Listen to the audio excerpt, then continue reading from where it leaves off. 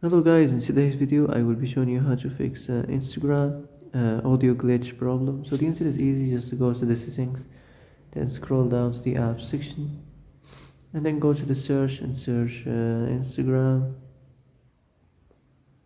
and then go to the storage, and here you will find this clear cache option. Click on it. Now you can go check it if it worked, and if it didn't you can try to restart your phone or turn the Wi-Fi off and on, or the Bluetooth or the airplane mode.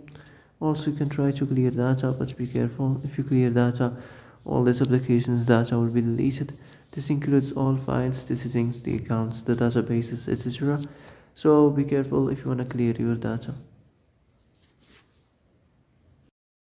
And that's it for today's video. I hope this is the answer you've been looking for. If you like this video, don't forget to like and subscribe, and see you in the next video.